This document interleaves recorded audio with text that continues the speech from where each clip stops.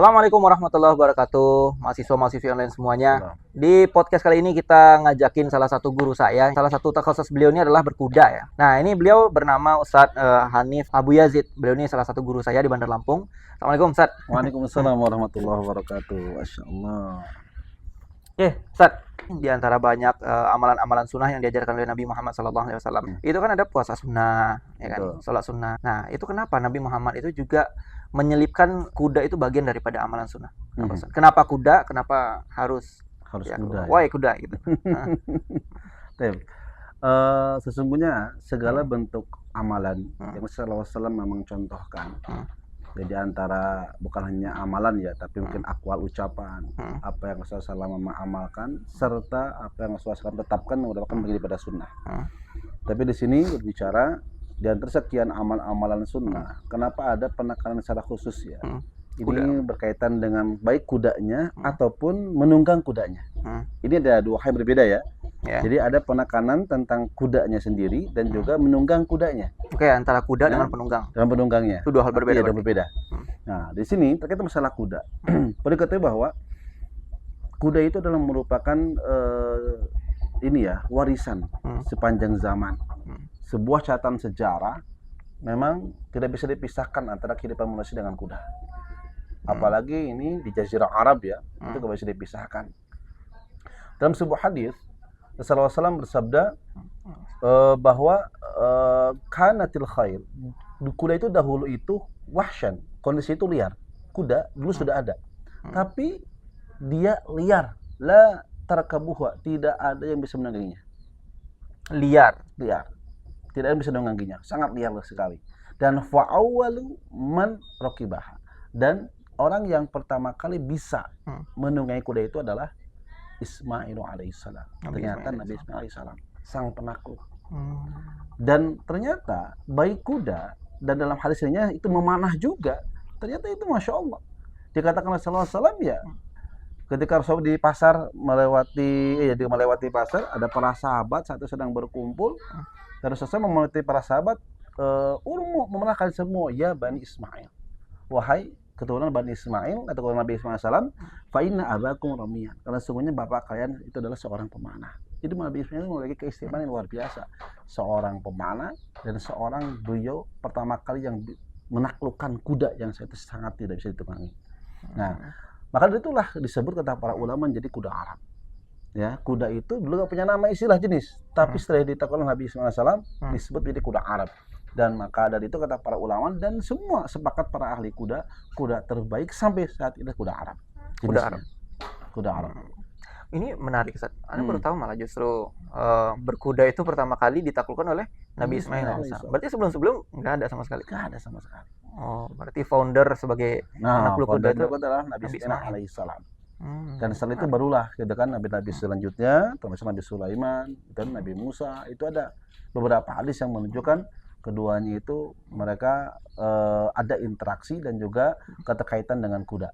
Terutama Nabi Sulaiman mungkin pernah mendengar kisahnya kan? Ketika Nabi SAW pernah menyerang ke Syams, gitu kan? Saat itu beliau mendapatkan ghanimah berupa 1000 ekor kuda. Nah, gitu kan? Nah, ketika itu beliau setelah memiliki mendapati kuda-kuda tersebut itu pada sebelum zuhur. Terus setelah itu beliau sholat zuhur, lalu 900 ekor kudanya setelah zuhur itu berlari, gitu kan, di hadapan Nabi Sulaiman. Nabi Sulaiman sedang duduk di singgasananya, baru kuda berlarian, dia terlena, terpesona, masya Allah, gitu kan, terkagum-kagum dengan kuda itu, sampai melewati waktu asar.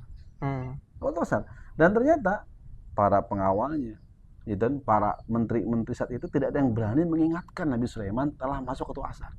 Sampai akhirnya waktu asar sudah habis, masuk maghrib, Nabi Sulaiman baru sadar. Dan bentuk penyesalan beliau akhirnya 900 ekor kuda tersebut beliau tebas lehernya, tebas kakinya, mati semua. Itu kan sebagai wujud penyesalan dan taqarrub kepada Allah. Jadi ternyata ya walaupun kuda memiliki banyak keberkahan, tetapi kalau ternyata membuat kita lalai dari Allah Subhanahu wa taala, malah justru ini menjadi sebuah ancaman sebetulnya. Interesting. Ini kan kalau di dalam hadis kita cek masalah ini sunnah daripada berkuda itu memanah, berenang itu kan sepaket. Nah, itu kenapa Nabi Muhammad SAW itu kayak mematokkan 3 hal ini harus menjadi standar bagi seorang muslim? Ya, mungkin teman-teman pernah juga mendengar ya, bahwa Rasulullah SAW bersabda pada hadis yang lain, al-mu'minu qawi, seorang mukmin yang kuat itu khairun wa habibullah, lebih baik dan lebih dicintai, bahkan bukan cinta, lebih baik dan lebih dicintai oleh Allah Subhanahu wa taala minal mu'min dhaif, daripada seorang mukmin yang lemah. Memang mukmin lemah itu bukan sebuah aib. Tetapi di situ posisi makom kemuliaan seseorang mukmin itu ada pada kekuatannya. Ya, dan di antara semua gitu kan ya, gerakan-gerakan, terutama aktivitas-aktivitas olahraga yang ada. Kalau kita coba kaitkan, kenapa saya cuma 3, berenang, berkuda, dan juga memanah. Kalau kita coba menurut ke belakang, di zaman Rasulullah SAW, ada beberapa olahraga yang memang udah dilakukan secara rutin oleh para sahabat, bahkan menjadi kebiasaan bangsa Arab. Itu bukan hanya berkuda, bukan hanya berenang, bukan hanya memanah. Bahkan saat itu di zaman Nabi berenang nggak ada. Gitu kan konteksnya kan, karena penaklukan gitu kan belum sampai meluas gitu kan ya, keluar. Itu di zaman Umar nih memang mulai ada perintah dan penegasan untuk berenang. Nah, tapi Nabi sallallahu alaihi wasallam itu adalah jenis olahraga yang lain yang menjadi sebuah kebiasaan dan hobinya para sahabat. Selain pada itu, balapan unta, pacuan kuda, terus mereka main pedang, bergulat, gitu kan ya, lari, itu bagian yang sama. Bahkan pancau pun tuh ada. Pancau ada. Pancau. Dan kalau kita lihat coba, kebiasaan olahraga para sahabat dulu dan Nabi sallallahu alaihi wasallam itu cenderung semua olahraga kepada kekuatan, semuanya. Power. Power. Kenapa power? Ya itulah, karena power itulah yang akan memberikan izah, kewibawaan. Itulah yang menjadi sesuatu rahasia kekuatan kaum muslimin dalam setiap peperangan. Kenapa dengan jumlah sedikit mereka bisa mengalahkan musuh yang begitu banyak secara kuantitas? Karena bukannya kekuatan iman dalam hati mereka yang mereka memburu syahid dalam peperangannya, tetapi mereka betul-betul memang diberikan kekuatan yang mereka latih, sehingga apa? Jadi kebiasaan hobinya itu adalah hobi yang memberikan efek power, kekuatan. Sehingga ketika dibutuhkan, siap. Nah, coba kalau sekarang hobinya apa? Main bola. Hobinya apa? Main pingpong. Hobinya apa? Bulu tangkis. Ketika ada misalkan nanti dari negara membutuhkan wajib militer, negara diserang, ya kira-kira apa main bola? Apakah bola bisa digunakan untuk melawan musuh? Nah, ini sebuah renungan. Nah, kenapa orientasinya semuanya ada kepada kekuatan? Dan inti daripada olahraga kekuatan, olahraga yang mengandung unsur kekuatan itu semua berpacu kepada 3 hal tadi. Berenang, berkuda, dan juga memanah. Ini ya coba. Dengan berenang, itu melatih apa? Melatih ketahanan. Jantung, semuanya. Di situ kan, dan semua gerakannya itu ada. Anda pernah mendengar dan pernah membaca juga bahwa sebaik-baiknya gerakan olahraga itu adalah olahraga yang dia bagaimana mereposisi tulang belakang. Kekuatan di sana, tulang belakang. Reposisi ke tulang belakang. Coba kalau kita lihat ya, dari semua jenis olahraga yang ada saat ini. Olahraga apa yang memang setiap gerakannya itu mereposisi, menstabilkan daripada tulang belakang? Hanya 3. Memanah, dari semua inti posisi berdirinya semua adalah harus tegak, lurus, posisi badan tidak boleh ada kecondongan ke yang lain. Tegak posisi memanah. Kedua, dengan berkuda sama. Pernah latihan kemarin berkuda? Pernah. Gimana kan ya? Yang posisi duduk seperti apa? Harus tegak, betul kan ya? Kuda kalau memang kita naik kayak gini, dia akan lemes. Tapi kuda ketika dinaikkan oleh penunggannya dengan tegak seperti ini, kuda akan bisa lebih, akan memiliki semangat untuk memberikan wibawa kepada penunggangnya. Begitupun berenang, gerakannya itu kan gerakan yang mana menggerakkan secara posisi ya, posisi tulang belakangnya begitu lurus. Itulah olahraga yang terbaik dan ternyata dikaji secara ilmiahnya itu ternyata nggak ada yang bertentangan antara penekanan dan dalil-dalil tentang masalah berenang, tentang masalah berkuda dan juga memanah. Itu memang ada banyak dalil khusus yang di situ bukan hanya tentang perintah anjuran, tapi di situ ada juga fadilah, keutamaan khusus yang tidak disebutkan pada olahraga yang lainnya di Rasulullah. Apakah itu gula, gitu kan ya? Apakah itu dia main pedang, nggak ada. Tapi ada dalil khusus. Nanti kalau kita dijabarkan banyak sekali, ya di memanah itu ada beberapa dalil khusus dari mulai busurnya, ada mulai anak panahnya, dari mulai menyimpan busurnya di rumah seperti apa, dari mulai kita melangkahkan kaki ketika belajar latihan memanahnya, setiap langkah di area memanah, tempat memanahnya seperti apa, itu ada fadilahnya. Terus ketika juga kita memanahnya kena nggak kena seperti apa fadilahnya. Kita menyiapkan anak panah untuk orang memanah juga ada fadilah khususnya. Itu begitu besar. Begitupun di kuda. Detail sekali berarti. Detail sekali. Di kuda pun tuh sangat banyak sekali, gitu kan ya. Ketika kita bagaimana merawatnya, bagaimana ngasih makannya, Bagaimana kita ketika ada nanti penjelasan mungkin ya tentang masalah kok kenapa kuda itu saat ini fungsinya bakal bisa digantikan mungkin dengan kendaraan-kendaraan yang ada. Nanti kita bisa bahas. Ini menarik, Sat. Kemarin kan latihan kedua, saya latihan kuda kemarin di sini. Itu kan biasanya kalau saya nge-gym itu baru 2 hari itu baru bisa udah recovery bisa langsung nge-gym lagi. Tapi kemarin latihan kedua yang berkuda itu butuh waktu 5 hari untuk bisa recovery kembali. Nah itu semua badan itu pegel-pegel. Nah ini menarik. Berkaitan dengan hadis tadi, Sat. Allah itu kan mencintai mukmin yang kuat daripada mukmin yang lemah. Nah itu makna hadisnya itu kontekstual kan, Sat? Atau bisa dimaknai hadis itu kayak seakan-akan mukmin yang kuat yang dimaksud itu adalah mukmin yang menjaga kekuatan tubuhnya. Atau kan sebagian mukmin itu ada yang memang dari lahir itu mungkin barangkali secara fisik dia nggak terlalu kuat gitu. Apa gimana, Sat? Jawaban dari dalilnya.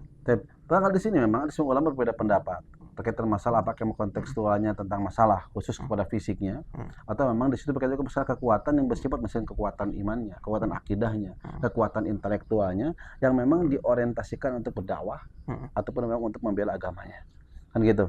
Tapi secara umum bahwa kalau kita melihat bagaimana sunnah sallallahu alaihi wasallam, bagaimana amaliyah sallallahu alaihi wasallam dan juga para sahabat, mereka sangat perhatian dengan menjaga kekuatan fisiknya. Sehingga ada sebuah Rasulullah SAW bersabda bahwa taharraku, bergeraklah kalian, fa inna fil harakati barakah. Nah, sungguhnya dalam setiap pergerakan itu ada keberkahan. Dan mukmin itu memang suka mukmin, manusia Allah ciptakan bukan untuk diam, untuk tidur. Tapi semua unsur manusia itu untuk bergerak. Baik jasadnya, baik akalnya ataupun hatinya harus digerakkan. Nah, jangankan ternyata makhluk hidup seperti kita, ya benda mati seperti motor mobil, kalau nggak digerakkan, kalau nggak dipakai, nggak dinyalakan, ya itu malah cepat rusaknya. Rumah kalau dilakukan seperti itu. Pergerakan dari segi psikologisnya maknanya apa sih? Kan tadi dijabarkan ya, pergerakan secara jasad, oke mungkin barangkali kita aktif, bergerak segala macam. Nah kalau psikologis gimana? Pergerakan psikologis adalah apa? Dengan berusaha, gitu kan? Kan gini, psikologis itu kan biasanya dengan jiwa. Nah, kecenderungan jiwa itu di situ ada kecenderungan kepada yang baik, falhamaha fujur wa taqwa, kan gitu ya. Nah, ada juga kecenderungan kepada yang buruk. Nah, di sini ada kecenderungan yang buruk ini lebih banyak dominan dipengaruhi oleh hawa nafsu dan juga syaitan yang di belakang bisikannya. Nah, bagaimana menggerakkannya itu agar tetap mengembalikan ketika hawa nafsu mengarahkan kepada perkara-perkara yang buruk, maka kondisi hati harus senantiasa untuk mengendalikan melawan itu, mengarahkan kepada posisi yang baik. Dengan cara apa? Banyak berzikir. Dengan mengaji gitu kan, ta'lim, supaya dengan pengetahuan itulah kita tahu bagaimana ketika hati bersikap. Ya, jiwa bersikap. Ketika ada amarah, bagaimana kita melawan kondisikannya. Ketika ada prasangka kesal gitu kan, mau prasangka buruk, bagaimana kondisi hati. Itu kan semua antara hati bisa dikendalikan dan diredamnya oleh pengetahuan. Nah, maka di situ ada kaitan dengan masalah akal. Oke, berarti di sini maknanya bergerak secara psikologis itu adalah ketika kita mampu manajerial hati, salah satunya. Misalkan kalau seandainya ada tetangga yang beli barang mewah, kita harus ikut mendoakan harusnya. Dan kita ikut bahagia. Seorang muslim tidak boleh dia ada perasaan ketika bersedih, kecewa ketika saudaranya justru mendapatkan kenikmatan. Kan gitu. Itu kan berat sebetulnya. Itu ada juga kayak gitu ya, saya yang aneh mungkin barangkali ketika saudaranya beli mobil baru terus tiba-tiba dikata-katain hasil pesugihan gitu. Iya. Itu kecenderungan hati itu setan mengarahkan agar kita itu enggak ridho, enggak rela, enggak senang melihat saudara kita lebih unggul daripada kita. Itu fitrah dari setan. Nah, maka itulah bagaimana menjamin hati agar kita tetap ikut bahagia. Nah, justru dengan kita ikut bahagia mendoakan mereka, justru bisa jadi Allah akan karuniakan kita dengan yang mungkin lebih daripada mereka dapatkan. Nah, itu pentingnya. Nah, pergerakan ini harus sinergi antara bagaimana pergerakan hati, itu jiwa, pergerakan akal juga dengan belajar, ta'lim, ngaji, dan yang ketiga adalah pergerakan fisik. Ada keseimbangan. Terus gini Ustaz, ini kan kalau diperhatikan di Indonesia ini, khusus di muslim di Indonesia, ini kan kalau berkuda itu masih jarang banget nih Ustaz. Nah buat teman-teman yang pengen belajar berkuda itu tuh sebenarnya mulai itu harus dari mana Ustaz? Step-step yang harus dipahami itu secara ilmu pengetahuannya apa Ustaz? Ini kita akui ya, bahwa perkembangan berkuda di Indonesia ini bagi kaum muslim Indonesia itu mungkin berkembangnya itu di tahun 2016 sampai 2017 seingat saya ya. Dan sebelumnya sudah ada perkembangan kegiatan berkuda di Indonesia, tapi lebih cenderung mohon maaf gitu kan ya, yang justru yang banyak ya mengaktifkannya itu pegiatnya itu di kalangan noni ya, Islam gitu kan dan sebagainya, bukan dari kalangan. Dan pemilik atau marbat stable terbesar Indonesia itu kebanyakan seperti itu. Nah, kecuali ada ya Pak Prabowo ya, itu udah terkenal dari dulu kan. Pak Kudanya Prabowo luar yang punya biasa. Bukan kuda-kuda murah lagi, kuda-kuda miliaran ada di situ kan gitu. bernasab kudanya. Bernasab juga. Tapi kan secara umumnya. Nah, tapi 2016 alhamdulillah itu mulai perkembangan. Ternyata kesadaran kaum muslimin yang saat itu ya hanya kita mendengar kuda itu kalau kita di pondok, di sekolah, di pondok-pondok, kita hanya ketika itu mendengar bagaimana kuda, fadilah kuda dijelaskan oleh guru kita ketika berbicara masalah tarikh sejarah. Itu pun hanya nggak dijelaskan, disampaikan hadisnya, diceritakan, tapi nggak dijelaskan dan kita nggak tahu seperti apa.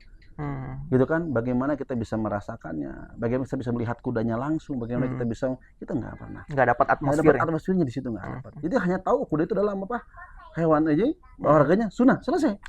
Oke, Gitu banyak kan, kayak ya? gitu. Banyak ke situ kan, hanya tahu itu aja. Nah, Oke. padahal sesungguhnya Masya Allah di 2016 alhamdulillah itu mulai, akhirnya banyak di antara kaum muslimin yang mereka berusaha untuk membuat untuk berani untuk mengambil peran, mengorbankan hartanya untuk mereka membeli kuda-kuda walaupun tidak mahal. Seperti yang memang orang lain ya. Tapi mereka yang penting bagaimana bisa membeli kuda dan berupaya untuk menjadikan kuda-kuda tersebut sebagai kuda-kuda yang bisa berkhidmat untuk kaum muslimin. Akhirnya beberapa pondok pesantren udah mulai punya kuda dan sebagainya. Dan termasuk di Lampung sendiri kan dulu memang baru satu tempat bisa berkuda tahun 2017 kami pun pernah belajar di Berdera Pringsewu. Dan sekarang alhamdulillah sudah mulai berkembang sekitar ada 14 tempat berkuda di Lampung ini ya. Di Lampung. Di Lampung ini itu yang mencakup Bandar Lampung, ada Lampung Selatan, ada Pringsewu, ada Pesawaran, ada Natar. Itu juga ada ke Metro, ada ke arah sana Waikanan, itu semuanya sudah ada. Alhamdulillah, gitu kan ya. Nah, sekarang bagaimana tahapan-tahapannya untuk belajar? Semua untuk saat ini insya Allah kesempatan berkuda insya Allah bisa. Ya karena sudah mulai ini ya geliatnya sudah mulai terlihat di setiap daerah.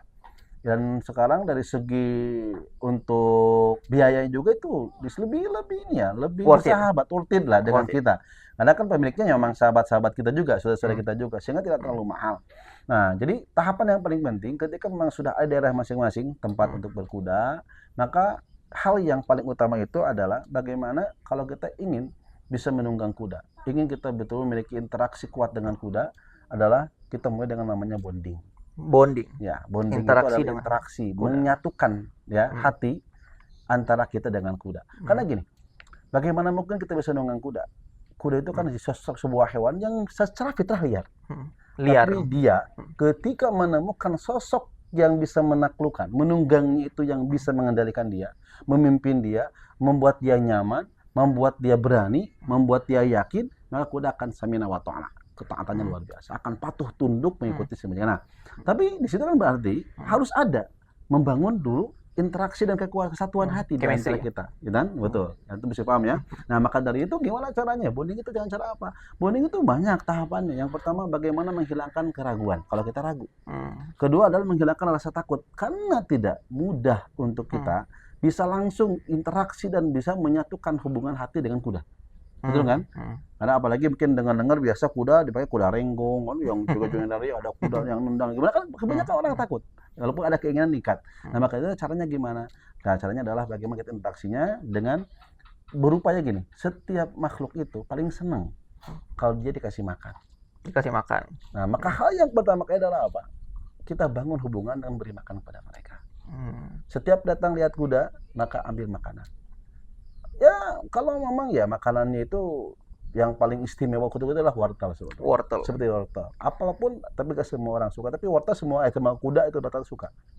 Kalau minimal rumput lah, atau makan pakan yang ada di stable itu. Kalau wortel itu jatuhnya serat bagi kuda. Serat bagi kuda. Tapi itu bukan hanya serat, kayak cemilan. Ya, serat, tapi termasuk serat yang mewah. Oh, elit bagi kuda. Elit gitu gimana? Itu senang. Kuda semuanya senang kalau kasih wortel. Nah, setiap datang kasih wortel.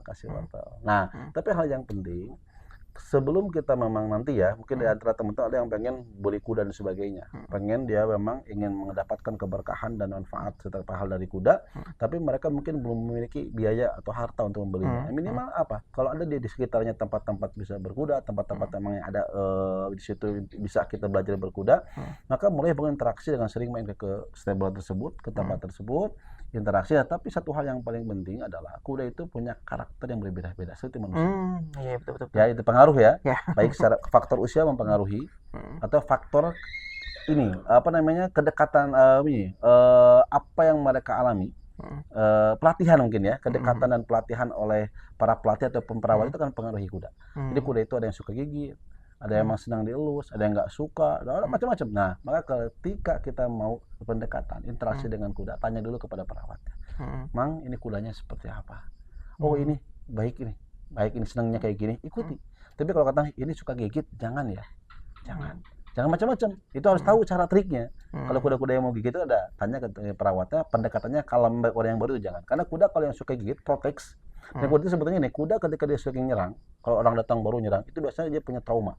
Ya, trauma masa lalu. Yang memang sering disiksa, sering dipukulnya. Saya ketemu orang itu dia ngerasa dia protek duluan, dikira dia mau dia seperti apa. Jadi kalau manusia yang kayak gitu, hampir persis seperti berkaitan. Jadi gimana tadi, kuda punya trauma suka gigit? Iya, tapi kalau kuda itu ini, kuda memiliki respon agresif, menyerang, gitu kan ya. Itu sebetulnya itu kuda, itu kenapa seperti itu? Itu karena memiliki masa lalu, yang memang mungkin dia membuat dia trauma.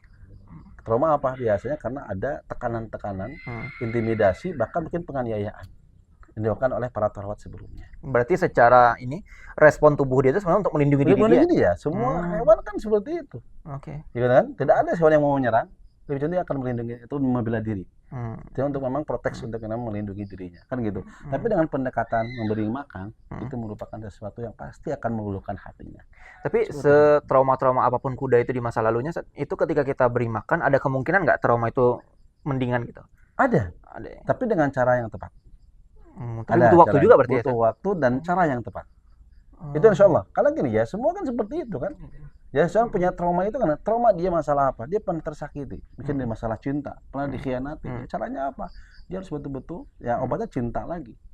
Dapat kesehatan dari orang yang betul-betul dia bisa memuliakannya, bisa memperhatikannya, bisa mengobati luka yang mendalamnya. Maka lama-kelamaan akan hilang. Kuda pun akan seperti itu. Kenapa bisa dikiaskan ke manusia ya? Itu ajibnya kuda. Kenapa? Karena Allah pun mengistimewakan tentang masalah kuda dalam Al-Quran. Karena istimewakan secara khusus. Memang dari sekian hewan yang ada, memang keterikatan antara manusia dengan kuda itu sangat erat dari zaman ke zaman, dari dulu sampai sekarang. Dan ikatan antara kecintaan serta kasih di antara kuda dengan manusia itu sampai saat ini terus terjaga, tidak akan berubah. Makanya di mana seseorang bersabda bahwa al-barakatu ma'qudun fi manasil khil, bahwa keberkahan itu terikat pada ubun-ubun kuda sampai hari kiamat. Ada yang lainnya bahwa al-khairu, jadi kebaikan terikat pada ubun kuda sampai hari kiamat. Itu karena memang disitulah kita dianjurkan untuk banyak interaksi dan lebih dekat dengan kuda, karena disitulah tidak dapat tergantikan keberkahan kebaikan yang mungkin secara fungsi bisa. Ya, fungsi kan, dengan mobil, dengan ini, tapi secara keberkahannya itu nggak bisa. Kebaikannya nggak bisa, dan pahalanya nggak bisa tergantikan. Itu menarik, karena kemarin ada yang sempat nanya, di zaman dulu itu kuda itu disunahkan, itu karena zaman dulu nggak ada mobil, nggak ada motor. Tapi kalau di zaman sekarang itu bisa dikiaskan saja karena zaman sekarang lebih modern. Nah itu berarti berbenturan nggak sama makna daripada hadis ini? Ya sebetulnya gitu. Sebenarnya kalau memang berbenturan sih, karena dengan perkembangan zaman kita nggak bisa menafikan itu. Tetapi kalau kita berbicara alat transportasi zaman dahulu, apakah hanya kuda? Enggak. Ada unta, ada keledai, ada bigal. Bahkan dalam surah apa ya, An-Nahl kalau nggak salah, singkatan itu ayatnya lupa lagi tuh. An-Nahl itu kan di situ Allah berfirman bahwa wal khair, kuda, bigal, gitu kan ya. Bigal itu adalah perkawinan antara kuda dengan keledai. Wal hamir, dan juga keledai itu ya itu ditarkabuha, Allah ciptakan itu supaya kalian tunggangi sebagai alat kendaraan transportasi. Gitu kan ya. Oh, jadi wazina juga sebagai perhiasan. Wazina. Tetapi dalam konteks ayat yang lainnya, Allah jadikan kuda bukan hanya untuk sebagai alat transportasi. Ada kekhususan daripada tujuan penciptaan kuda. Itu untuk menyertai manusia, terutama kaum muslimin.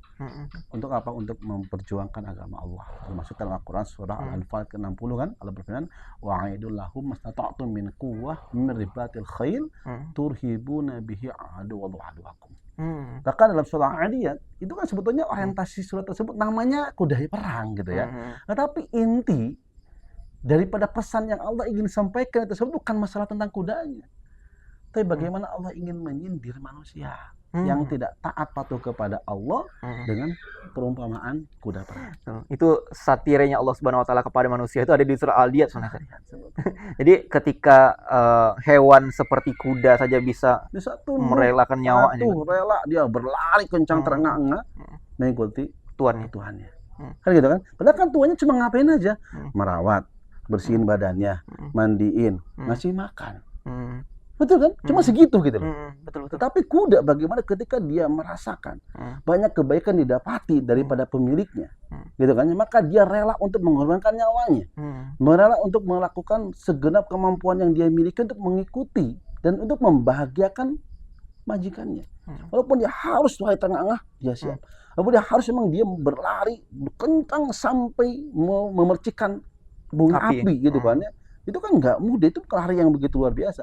Sampai ketika harus menerjang musuh. Di situ kan, ya itu mau nyawa yang saya korbankan. Tapi apa? Demi kepatuhan kepada sang majikan yang telah memberikan banyak kebaikan kepadanya, maka dia membalas dengan cara seperti itu. Nah, tapi kan Allah nyirikan itu ayat berikutnya. Innal insana rabbihi, tapi innal insana rabbihi lakanut. Allah bersumpah dengan kuda perang, itulah intinya di situ. Tapi sungguh justru malah manusia yang punya akal. Nah, itu saya di situ. Kuda nggak punya akal, tapi gitu. Tapi manusia kenapa yang punya akal, gitu kan ya? Ya, rabbihi lakanut. Kepada Rabbnya dia malah justru sering lupa. Seakan-akan Allah tuh mau bilang Anda lebih rendah daripada kuda ketika Anda punya akal tapi tidak tunduk pada Tuhan Anda. Nah itu aja. Jadi kalau manusia itu nggak tunduk, nggak patuh, serta lupa kepada bagaimana pemberian Allah, tentang bagaimana kasih sayang Allah, maka dia akan sebetulnya lebih rendah daripada hewan-hewan. Kan itu kan, balhum Allah lebih rendah. Al-An'am gitu kan gitu. Bahkan Allah bersumpah di ayat itu. Betul. Itu menunjukkan ada sesuatu yang sangat besar. Hanya untuk menjabarkan bahwasannya manusia itu sering lupa terhadap Tuhannya. Itu pakai ayat analoginya pakai kuda. Bahkan disitu kata para ulama, saya tahu Al-Qurtubi menunjukkan bahwa kuda itu memiliki sesuatu yang istimewa di sisi Allah dan juga dalam Islam. Kenapa Allah nggak misalkan dengan perumpamaan hewan yang lainnya? Kenapa kuda? Karena disitulah ternyata kuda itu memiliki istimewa. Dan sampai dikatakan seperti kenapa kok nggak unta gitu ya? Padahal kalau dari segi masalah peperangan itu kan unta itu lebih sabar daripada kuda. Gitu ya? Lebih sabar unta itu, kalem kan. Jalan jauh lebih kuat unta ketahanan. Ketika masalah nahan, minum, unta bisa lebih kuat. Tapi kenapa kuda? Tapi karena kata saya memang kuda menjelaskan karena kuda memiliki sesuatu yang tidak dimiliki unta, kecepatan larinya. Fast-nya. Yang kedua adalah apa? Nah itu ternyata kuda itu dia memiliki karakter tadi tentang ketaatan, ketundukan, serta kepatuhan dan bagaimana membalas kebaikan yang dia totalitas daripada yang lainnya. Serta kuda itu ternyata itu lebih kuat tahan terhadap luka ketimbang unta. Jadi unta itu kalau toleransi. Pokoknya kalau unta itu kan kalau ketika berada perang kan hanya digunakan di perang itu membawa perbekalan saja, bukan untuk menyerang. Enggak. Untuk logistik berarti. Dia takut unta itu kalau dengar ada suara gemerincing pedang itu kabur dia. Kalau kuda enggak, ketika mendengar itu kuda semakin terpacu untuk dia berlari. Itu ajibnya. Ketika terluka, enggak langsung ngeluh kayak kita. Oh iya. Mau dia ditusuk ini, kuda akan terus dia selama memang si penunggangnya, selama si majikannya itu menyuruh lari akan dia masuk sampai dia mati. Makanya ada kisah tentang riwayat bagaimana kudanya Husain bin Ali. Oh iya. Ketika sebelum dipenggal lehernya kan, kudanya itulah yang melindungi sampai rela mati demi tuannya. Memang seperti itulah. Kuda kalau sudah dia terhubung hatinya dengan pemiliknya, ajib akan melindungi dengan ini melindunginya apa? Ini sering kejadian kami rasakan. Kami ketika bonding kita dengan kuda itu begitu dekat, udah begitu menyatu dekat, nyaman. Kalau kita mau terjatuh aja, kuda berusaha melindungi kita dari. Bahkan ketika ini ada salah satu owner di stable ini dulu di jalan raya terjatuh, udah di depannya hampir keinjak, tapi dia melompati ownernya dan melindunginya. Itu gimana sih kuda itu bisa mengetahui kan? Kalau kita lihat kan pandangan kuda itu lurus ke depan. Ya. Nah itu gimana bisa mendeteksi? Pakai perasaan. Sensornya bukan di mata tapi di hati. Di perasaan kuat. Kuda itu perasaannya kuat. Gitu kan ya. Makanya di kuda itu mungkin istilah soal apa ya namanya mungkin antum dokter bisa tahu ya. Saya pernah ngobrol dengan dokter hewan juga. Jadi gini, ini kan kerjaan sering kami rasakan dan kami sering bisa menemukan karakter seseorang itu di atas kuda. Karakter seseorang ya. Jadi gini, ini orangnya Oke, oke. itu egois, orangnya itu nggak pernah mau suka menyalahkan orang, Hmm. orangnya itu mudah menyerah, itu di atas kuda. Ketika naik kuda ketahuan. Kepribadian orang tuh Kepribadian itu terdeteksi. dideteksi. Terdeteksi Ada orang ketika yang dia ikut. membentuk, ada orang yang penyabar, ada orang Hmm. dia ulet, ada orang dia yang berperasaan, peka dengan yang lainnya. Hmm. Itu kami mendapati ketika kami melatih mereka di atas kuda. Hmm. Bisa kebaca. Nah, sesuatunya adalah apa? Kuda itu ternyata bisa merasakan kondisi hati penunggangnya. Itu katanya, kemudian ada seorang dokter hewan, guru kami juga menyampaikan itu karena ada yang keluar keringat, kata orang ketakutan, Hmm. gitu kan ya, kan keluar keringat apa gitu kan? Aura panas. Ya, pokoknya ada istilahnya itu kan, Hmm. katanya ada jenisnya apa? Energi. Itu tercium aromanya oleh kuda. Energi kita Energinya kecil. itu kecium. Oh, Sehingga gitu. kalau ketakutan, kuda pun ikut takut. Nah, Hmm. ada dua kemungkinan. Kalau kita takut, kalau kita ketakutan itu kemungkinan kudanya itu diam untuk melindungi agak-agak terjatuh. Ada juga memang kudanya berbeda. Kalau ketakutan kudanya mungkin agak sedikit tanda kutip jahil, ya, Masih. agak sedikit jahil. Berarti bisa dikategorikan kuda itu hewan yang sensitif. Sangat sensitif. Makanya kalau kuda itu gini. Dan ini jadi sebuah banyak pelajaran dari kita semua ya. Kami terutama dengan kuda. Itu banyak di antara kita ketika atas kuda. Ini bahkan di kalangan kondisi pelatih sekalipun yang mahir di kuda itu tidak sedikit terjatuh dari kuda itu lantaran apa? Munculnya kesombongan gara-gara masalah hati. Jadi kondisi hati itu sangat menentukan. Nah, makanya kenapa bagi teman-teman yang baru memulai berkuda adalah harus membangun dulu hati. Karena kalau kita misalkan rasa takutnya terlalu tinggi, kita terus nggak percaya dengan kudanya, mikirnya negatif, takut digigit, takutnya. Ketakutan itu kita masih ada, itu akan kita bisa nunggang kuda. Kita nggak bisa akan menaklukkan kuda itu. Harus dihilangkan dulu itu. Dengan cara apa aja bonding tadi? Harus bagaimana kita mengupayakan berbagai hal agar tersambungnya rasa saling percaya di antara kita dan kuda, maka akan mudah nanti kita. Karena di dalam kuda itu, dalam prinsip berkuda itu, menunggang kuda itu bukan antara kita majikan dengan bawahan, kita adalah partner teman. Bagaimana kita harus saling menyenangkan. I see. Nah, ini menarik, Sat. Antum kan selain memahami tentang perkudaan, memanah dan lain sebagainya. Ini menarik. Antum kan juga paham masalah ruqyah syariah, Sat. Apa korelasi antara kuda dengan ruqyah? Karena kalau saya perhatikan justru sebagian orang yang menjadi pasien ruqyah itu ada beberapa yang direkomendasikan untuk terapi berkuda. Apa? Pertama, jadi gini. Mungkin ada yang pernah dulu bertanya seperti ini. Atau mungkin ada yang bertanya kepada antum. Jadi ada orang yang ketika itu dia tahu ini fadilah kuda itu apa. Pengen dia berkuda, tapi dia takut dengan kuda. Ada yang seperti itu? Ada. Takut. Jadi kalau ada kuda gemetar. Nah, kenapa? Padahal dia ingin gitu, dia tahu. Ini sunnah loh. Ada banyak pahala, kenapa? Nah, ini mengindikasikan apa? Ini ada korelasinya. Karena di kuda itu Allah ikat keberkahan, kebaikan sampai hari kiamat, itu pasti. Siapapun orang yang dia berinteraksi dengan kuda, siapapun orang yang dia ada ikatan, apapun bentuknya dengan kuda, maka akan mendapatkan keberkahan itu. Dan yang tidak suka ya, kepada orang yang kepada sesuatu yang mengandung unsur berkah ataupun orang agar gak dapat berkah itu siapa? Syaitan. Nah, maka dari itu orang yang ketika dia takut dengan kuda, nggak tahu alasannya apa, dia keringat dingin sampai mana, itu menunjukkan berarti ada gangguan jin di dalam tubuhnya. Dia nggak punya riwayat trauma, tapi katanya kena kuda ketakut aja. Nggak jelas takutnya. Ketakutannya gemetar itu banyak terjadi. Nah, maka itu nah kedua makanya kami jadikan bahwa berkuda sebagai dari terapi ruqyah.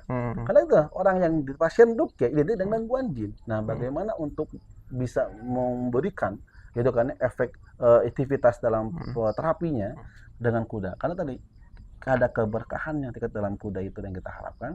Kedua, tempat latihan berkuda itu dalam hadis yang lainnya dikatakan Rasulullah SAW bahwa di situ ada para malaikat khusus yang Allah kirimkan yang akan mendoakan kita, dan juga malaikat pun akan memohon ampun baginya. Dan kami beberapa kali alhamdulillah gitu kan coba dulu menterapi anak-anak mahasiswa yang kena stres gitu kan gara-gara mungkin pelajaran skripsinya atau filsafatnya yang terlalu dalam, itu ngurus kuda. Dia kan dengan kuda, alhamdulillah sembuh. Berarti salah satu terapi daripada ruqyah syariah itu yang di bagian membangkitkan mental, psikologis, berkuda bisa. Bisa. Karena tadi dan kuda memiliki keberkahan yang tidak didapati di hewan yang lain. Nih pertanyaan terakhir nih, sebelum kita masuk ke pertanyaan netizen. Boleh. Siap. Ini kan di Indonesia ini fasilitas berkuda itu masih sangat minim sekali. Karena olahraga yang paling nomor satu di Indonesia kan masih sepak bola. Apa yang harus jadi ini, yang harus ditanamkan di mindsetnya masyarakat, terutama kaum muslimin tentang berkuda ini? Motivasi apa yang harus mereka punya? Ya, untuk motivasi pertama adalah memang bagaimana untuk terus menanamkan dan menambah pengetahuan terkait tentang masalah keutamaan berkuda. gitu kan ya. Dan sekarang insya Allah kan untuk masalah ilmu terkait masalah berkuda ini sudah mulai, aksesnya sudah kita banyak bisa temukan di apa ya, di media sosial ataupun itu di googling juga udah banyak gitu, kita bisa baca-baca itu. Yang kedua, sering juga kita menonton sosialisasi ya untuk menjaga itu. Jadi dan nanti untuk apa? Untuk menumbuhkan kerinduan dan keinginan serta untuk menjaga rasa ke apa namanya ya, ke agar gini, agar menambahkan rasa keyakinan bahwa insya Allah dengan kita mulai senang menjaga tentang bagaimana fadilahnya kita tahu di situ, membuat kita akhirnya Bismillah tumbuh tekad punya kita pengen. Akhirnya apa? Ya kita mungkin mendengar ada tempat walaupun nggak tahu dekat dengan rumah yang kita bisa belajar berkuda, itu akan menambah jiwa mujahadah, kesungguhan dan rela berkorban untuk mau belajar seperti itu. Nah terus yang kedua adalah memang ya, kalau saya dulu menjaganya, saya nonton film, walaupun film-filmnya, tapi film-film perang, yang di situ memang pasti berkaitan dengan kuda. Itu yang kami jaga. Berarti antum suka genre perang? Oh, oh sama gitu, genre perang. Itu kan, tontonan itu kan menentukan tentang jiwa antum. Kalau antum sedang drakor, berarti antumnya mellow hatinya. Enggak suka. Ya kalau antum sedang drakor, berarti antum hatinya mellow. Gak cocok ya antum jadi seorang pemimpin, seorang pejuang. Lebih sukanya perang, action. Nah, gitu. Action berarti menunjukkan apa? Jiwa kita kan jiwa memang jiwa pejuang. Itu harus kita jaga. Oke. Gitu, insya Allah. Baik, teman-teman semua, segitu dulu untuk pertanyaan dari saya.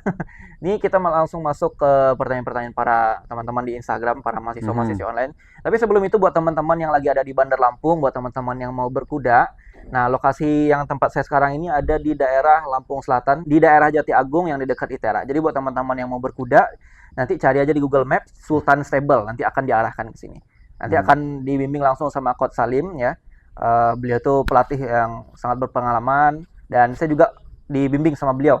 Dan beliau itu bukan hanya sekedar mengajarkan kita sekedar untuk berkuda aja, tapi beliau juga mengajarkan kita keutamaan-keutamaannya, sunnahnya, hadis-hadisnya yang berkaitan dengan masalah berkuda. Jadi kita bagus secara keterampilan dan juga bagus secara intelektual. Oke, saat ini pertanyaan dari teman-teman. Saya biasanya manggilnya mahasiswa-mahasiswa online. Jadi mereka manggil saya Pak Dosen. Oh, Pak Dosen. Ya, Anda pernah lihat ya? Oh, Pak Dosen semua. Dalam berkuda, fisik harus persiapan apa ya? Biar nggak jatuh atau kerja sama si kuda itu harus apa yang kita persiapkan? Intinya apa? Kan gini, kita ketika ingin belajar berkuda itu sesungguhnya ingin meningkatkan kekuatan fisik, gitu kan ya. Nah, tetapi bagaimana agar kita bisa tidak terjatuh? Ini pengalaman. Saya dulu ketika pertama kali belajar itu mungkin dalam rentang 4 bulan itu sekitar 30 kali terjatuh. 30 kali? Terjatuh. Nggak ada cedera, Sat? Alhamdulillah Allah jaga. Ini ada ini ya tips ya bagi teman-teman yang mahasiswa online tadi, ketika mau belajar berkuda bagi para pemula, itu pun bahkan yang sudah mahir sekalipun, jangan merasa bangga diri ketika sudah bisa menunggang kuda. Ada sesuatu yang memang kita itu harus memang memperlindungkan diri kepada Allah. Ya, itu kan cara apa? Ini amalan yang Anda jaga dari guru-guru kami. Jadi itu apa? Berwudu sebelum kita sebelum kita untuk menunggang kuda atau belajar berkuda, kedua bersedekah. Bertawasul dengan sedekah supaya kita dijaga. Betul. Sedekahnya apa? 1.000, 2.000, maaf muskilah. Yang ketiga adalah berusaha, gitu kan ya. Di situ kita memperlindungkan diri dengan membaca ayat-ayat perlindungan. Ayat kursi, Al-Ikhlas, Falaq, An-Nas, tiupkan ke seluruh tubuh. Jika seandainya memang ada insiden terjatuh, insya Allah. Ini yang saya alami. Jatuh itu bagian dari barokah. Kali-kali ya memang jatuh bagian daripada memang perjuangan, jatuh bagian daripada cara untuk menggugurkan dosa, kan gitu. Dan jatuh lukanya pun menjadi saksi dia melahir karena kita berkuda bukan hanya untuk hura-hura, tapi untuk fisabilillah kan. Maka disitulah. Nah jadi itu sangat penting membangun itu. Nah caranya adalah apa yang paling penting? Insya Allah tadi bonding itulah. Bonding. Ya karena kebanyakan terjatuh itu karena ketakutan berlebih, kepanikan. Nah, bagaimana untuk menghilangkan rasa ketakutan kepanikan, yaitu adalah membangun kepercayaan antara kita dengan kuda yang hendak kita tunggangi. Nah, maka dari situlah itu ya. Nah, kekuatan fisik yang lainnya adalah apa? Mungkin persiapan untuk membantu, yaitu dengan cara bisa dengan banyak jalan. Tapi inti kuda itu nih kekuatannya itu di kaki, paha, di pinggang sampai ke ini ya, ke lutut. Di sini ya. Upper ya, makanya upper ya. Kalau ya, kalau upper ya, bawah itu apa tengah-tengah ya, sampai ke bawah. Di sini lah, bagian sini. Upper atas bukan ya? Pinggung ya, pinggang atau pinggul sampai ke lutut seperti. Kekuatannya di sini. Berkuda itu, kekuatan intinya. Nah, olahraganya itu ya penguatan, kalau anak dulu mungkin istilahnya squat jam ya. Kalau istilah saya kan apa? Squat. Squat ya. Seperti itu kan naik turun untuk menguatkan bagian ini. Tapi ada lagi sebetulnya, Hmm. nggak perlu squat jam, tapi gerakan, satu aja gerakan, tapi mempercepat, menguatkan bagian paha. Yang Gitu kemarin kan? Ustaz ajarkan Yang Ustaz. ajarkan itu. Itu nanti Oke, oke. diajarkan ya kepada Siap. mahasiswa Nanti antum. saya ajarkan ya. Ya, khusus. Itu aja Oke, insya oke, Allah. oke, oke. Dan juga berenang menentukan. Berenang. Karena ketahanan nafas fisik itu dipengaruhi dengan Oh iya, berenang. berkuda tuh juga ngos-ngosan ya teman-teman ya. Jadi jangan kalian kira berkuda itu santai-santai aja. Jadi walaupun kudanya berlari, yang lari itu kuda. Tapi yang capek itu kita. Beneran ini kalau kalian berkuda tuh beneran capek. Saya aja baru recovery itu 5 hari habis berkuda. Oke, lanjut pertanyaan selanjutnya, Ustaz. Siap. Nah, biasanya Ustaz, kalau para sahabat itu ketika menunggangi kuda, biasanya kalau para sahabat itu ketika menunggangi kuda tuh jenis kuda seperti apa, Ustaz? Ya, kuda Ada karakter tersendiri kah apa betul. gimana? Setiap jenis kuda memiliki karakter tersendiri. Hmm. Ya, walaupun mungkin lahir dalam rahim yang sama, emaknya sama, itu bisa berbeda. Itu kan terpengaruh memang ada pengaruh dari jenis indukannya ataupun pengaruh lingkungannya. Tapi yang paling penting adalah kan gini, kuda yang memang lokal kita kan ada sebetulnya. Kuda kita terkenal dengan kuda sandalwood, yaitu ataupun kuda dari Bima ya. Itu kan memang karakternya kecil-kecil tapi kuat. Kecil Tapi kuat. tapi energik ya, Energik dan kuat. Dengan menunggang bobot di atas 100 kilo pun masih kuat. Kehebatan kelebihan kuda kita. Dan memang di dalam sejarahnya ras kuda lokal kita itu sandalwood itu ada masih ya keturunan daripada kuda Arab. Dan kuda terbaik itu adalah kuda Arab. Itu memang semua mengakui hal itu, kuda Arab, dan saya pernah merasakan bagaimana berkuda di Madinah, wajib sekali. Kuda Arab itu kekuatannya luar biasa diakui untuk ketahanan terutama. Nah, jadi kuda yang memang paling cocok ya apa aja? Kuda memang untuk saat ini di Indonesia itu banyak jenis kuda, baik kuda lokal ataupun kuda yang sudah disebutnya itu kuda perkawinan silang. Jadi kuda lokal yang memang dikawinkan dengan kuda-kuda luar. Kan, apakah dengan kuda-kuda dari Belanda, Rockport, sehingga menjadi kuda yang nanti jenisnya agak sedikit tinggi gitu kan, tingginya.